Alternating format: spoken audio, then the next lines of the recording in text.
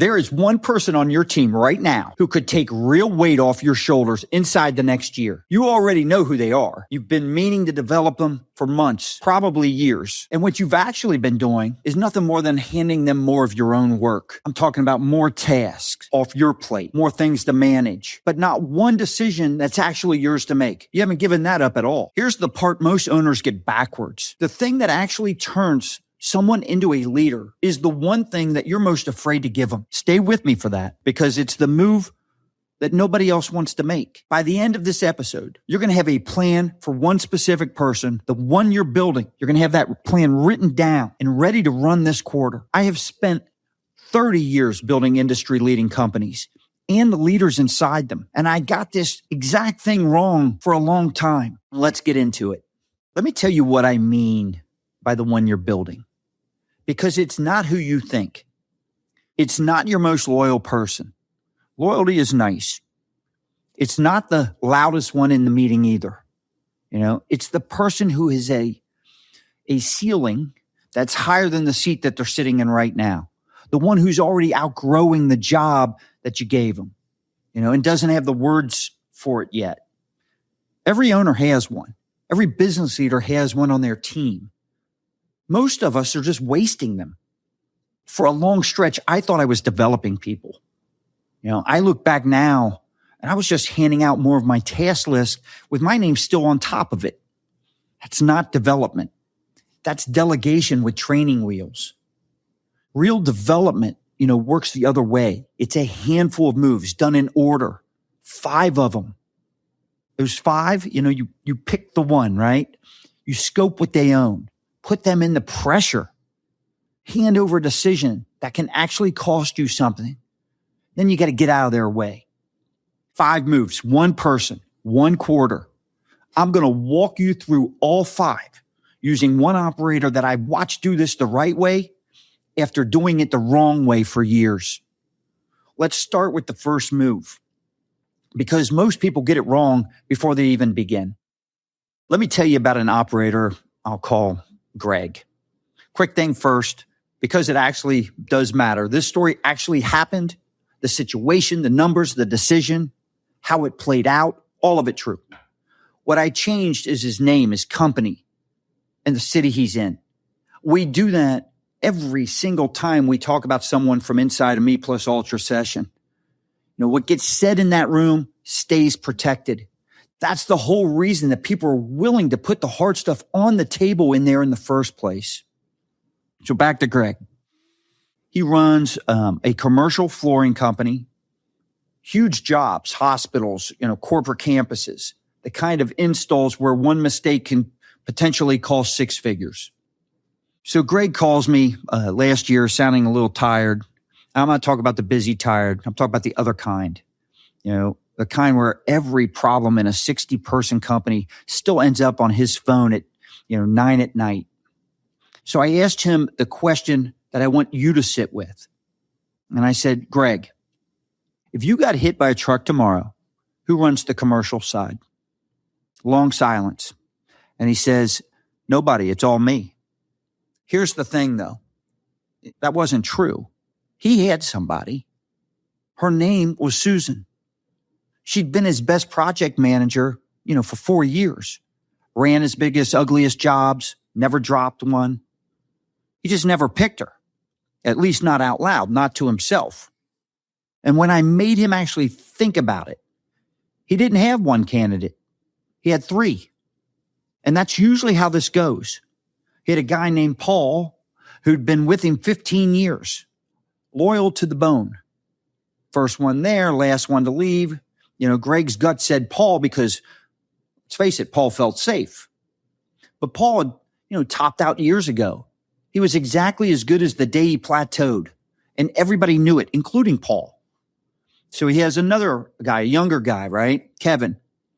He was the loud guy, right? In every meeting. Big ideas, lots of confidence. Greg loved his energy. But Kevin wanted the title more than he wanted the weight that comes with it. Those are different people. And then there was Susan, who never asked for anything, who just quietly did work that was a size too big for her job. That's move one. You have to actually name the one, in your head and then to them. It's not the most loyal because loyalty isn't the same as ceiling. It's not the loudest because wanting the title isn't the same as wanting the load. The one you pick is the person already doing work that's bigger than the seat you gave them.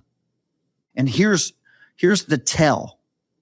It's the person you'd panic about most if they quit tomorrow, but you've never actually told them how much you're leaning on them. That gap between how much they carry and how little you've named it is exactly where you're about to lose them to someone who will name it. Here's the key. You pick them deliberately before there's a crisis forcing your hand, because a leader you develop in a calm quarter is worth 10 you scramble to promote in a panic. So Greg had Susan. You have a Susan. Say the real name to yourself right now. He picked her. That was the easy part. The next move is where most owners freeze because it means giving something up. So Greg picked Susan, and his first instinct is the instinct we all have. He starts giving her more. More jobs, more reports, more things to keep an eye on. He's busy, developing her. And in 3 months, she's more overworked and no more of a leader than she was before. Because he gave her tasks, never gave her a domain. There's a difference, and it's the whole game. A task is a thing you do and then hand back. A domain is a thing you own with an outcome attached to your name. Greg wasn't handing Susan a domain. He was handing her chores with a nicer title. And I asked him to read me her actual to-do list. It was things like follow up with the, tile vendor, check the schedule on the hospital job, sit in on the Thursday crew call. All of that's real work. It's all his work, wearing her name, for the afternoon. Every one of those tasks ended with her handing the ball back to him for the decision. So we changed it. Instead of manage these 5 jobs, it became you own, the commercial side, the commercial install business. The whole number, the margin on it, the crews on it, the clients on it. That outcome is yours now. When it's up, that's you. When it's down, that's you. And you don't hand me the ball at the end, right? You make the call and you tell me what you did. I want you to think about teaching your let's say you have a teenager, right? And teaching them how to drive. You can have them wash the car for a year. You can have them sit in that passenger seat and describe what you're doing. They're not learning to drive at all. They learn to drive when the whole car is theirs and the road's real. Susan had been washing the car for 4 years. Scope is you handing over the keys to a whole area, not a longer list of things to do while you keep the keys. Now, here's the move that makes people nervous, and it's coming right up. Because once she owns the outcome, she has to be seen owning it by people who scare her a little. You can give someone a domain on paper. It doesn't become real until they stand in front of pressure holding it. And for Susan, that pressure came in the form of a room that she'd never been allowed in. The quarterly review with Greg's 3 biggest general contractors. The ones who write those 8-figure checks. The ones who, when the job slips, they get loud. For 4 years, Greg walked into that meeting alone. Susan prepped the numbers. He presented. She just never presented them. This time, he brought her in. And he did the hardest thing. He let her run it. He sat to the side. When a GC got sharp about a delay, Greg kept his mouth shut and let Susan answer. He described it as she was shaky in the first 10 minutes. Her voice was a little tight. One of the GCs tried to roll over her on a delay that wasn't even her fault. And Greg told me his whole body wanted to jump in and rescue her. If we've ever, shadowed a salesperson that might have been presenting for their first time, how many times have we wanted to get involved and help them, right? Same situation. That's the instinct you have to kill, because the second that you rescue them in the room, everyone learns the person you're building still needs a lifeguard. So he doesn't jump in. He let it be uncomfortable. Susan finds her feet. She walks that GC through exactly why the delay happened, what she had already done about it, and the changes that she made to try and prevent it from happening again. By the end of that meeting, the GCs were looking at her when they asked questions, not at Greg. That's exposure, real exposure. You put the person that you're building in front of the people and the problems that used to be above their pay grade. While you're still in the corner, you got to be there in case it truly falls apart, right? But with your hands off and your mouth shut. Exposure without rescue. That's the part most owners cannot stand, so they skip it. And then they wonder why their people never grow a spine, or why they never truly, feel comfortable letting it all go. This is the whole reason a table, of other serious operators matters. When you bring the one you're building into a setting where sharp owners pressure test their thinking for 2 days, right? You compress a year of this exposure into just a couple of days. It's literally what happens at our Business, Bourbon, and Cigars Leadership Retreat. But I'll come back to that. Back to Susan real quick. Think of a sous chef. They can prep for 3 years, perfect the knife work, never once run the pass on a Friday night. And they will never be a chef until the night the whole service is theirs and the tickets are flying and the owner is standing back with his arms crossed, right? Prep isn't cooking. Watching isn't leading.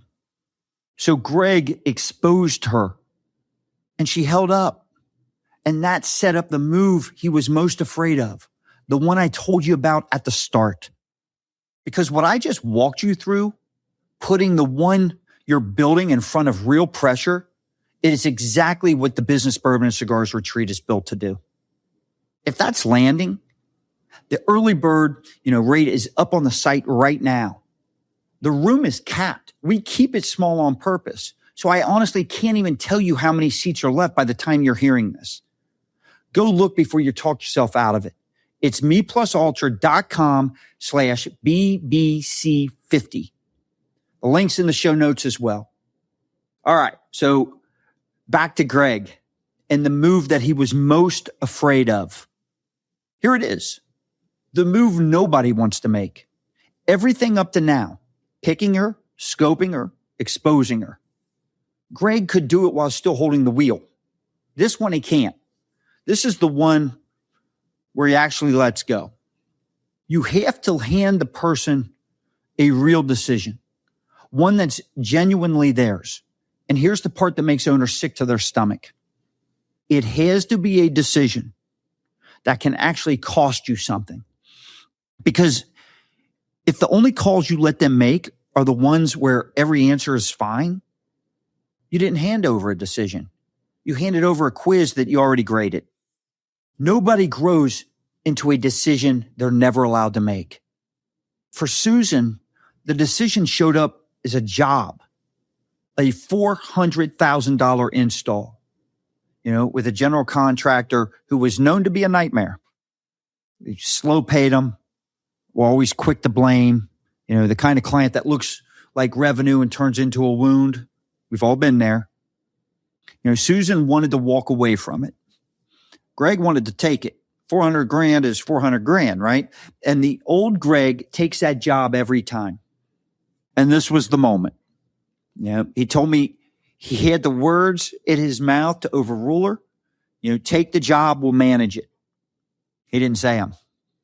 He said, it's your call. You own this number. What do we do? She walked away from the job.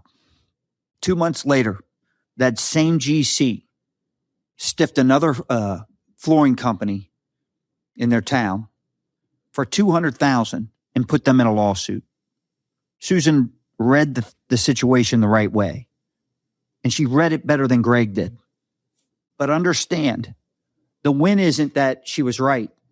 If she had been wrong, if walking away had cost them at a good quarter, the move still would have been correct because she had have owned a real outcome. She would have felt the full weight of a real call and learned something no task ever teaches.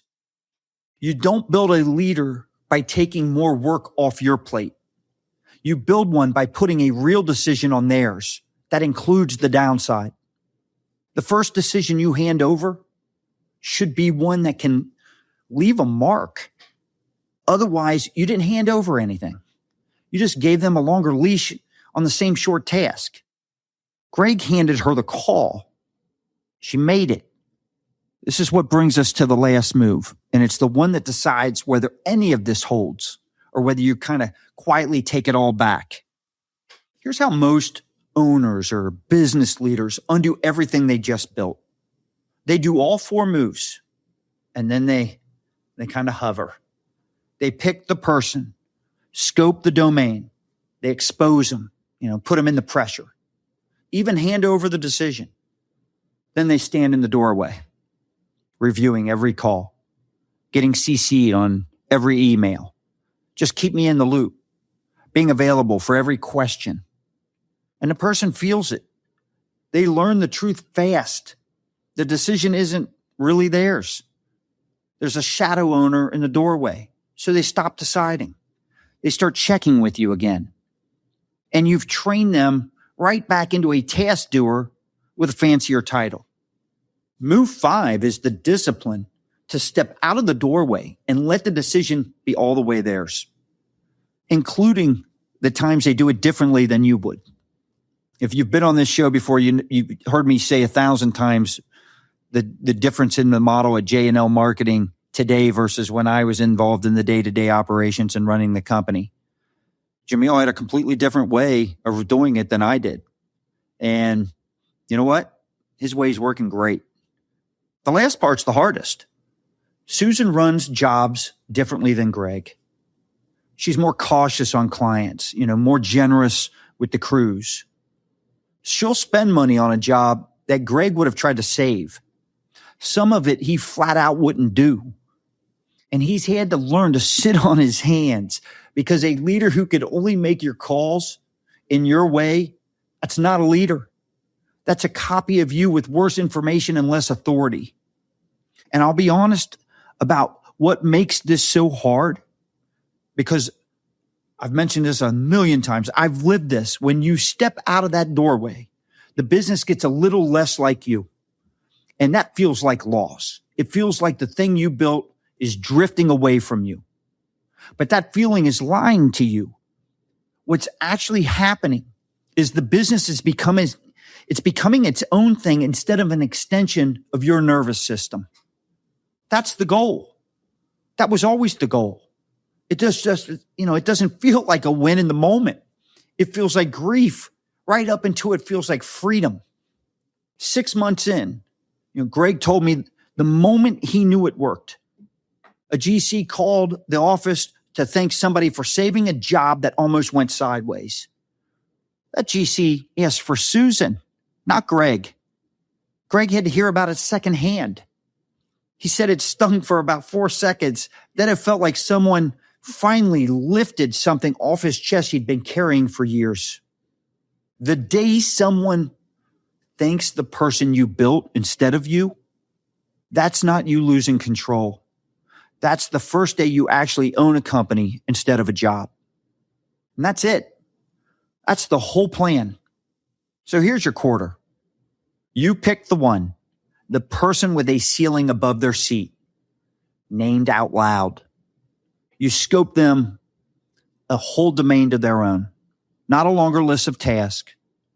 You put them in the pressure, in the rooms in front of the right people that used to be yours alone. You hand them one real decision that can cost you something, and you keep your mouth shut while they make that decision. And then you step out of the doorway and let it be theirs, even when they do it their way. 5 moves, 1 person, 90 days. Do that once, all the way through. And you don't just get a stronger team. You get a piece of your life back. Now, one honest question before I let you go, because it's the same question we ask at our retreats. Who's the one you're building? If you can't answer that fast, that's the work. And it's exactly the work the room is built for. Here's the thing about everything I just walked you through. Greg didn't figure those 5 moves out, alone at his desk. He figured them out in a room full of other operators who'd already developed the leader he was trying to build. That's exactly what the Business Bourbon and Cigars Retreat is. 2 days in person, with owners who are past the exact wall you're standing at. We sit every person in that room down with one question. Who's the one you're building? And we don't let you leave until you've got the plan. The 5 moves mapped to your actual person, pressure tested by people who've done it. The relationships that come out of that room, they form faster and go deeper than anything you'll get at a conference. You can ask anyone who's been. So here's what to do. Go to the site, grab the early bird rate while it's up. The room is capped. We keep it small on purpose because that's what makes the pressure testing actually work. And the early bird seats, they go first. I can't tell you how many are going to be left by the time you're watching this, so don't sit on it. Go look right now. It's meplusultra.com/BBC50. That's meplusultra.com/BBC50. Don't overthink it. You don't need a perfect plan to walk in. That's what the room's for. Bring the one person you're building, or come find out who they should be. Just claim the seat while the early bird's still there before you close this and let the week swallow it up. The one you're building is waiting on you to make the first move. They're not going to make it. You make that move this quarter. I'm Scott Joseph. This is Business, Bourbon, and Cigars. Cheers, everyone.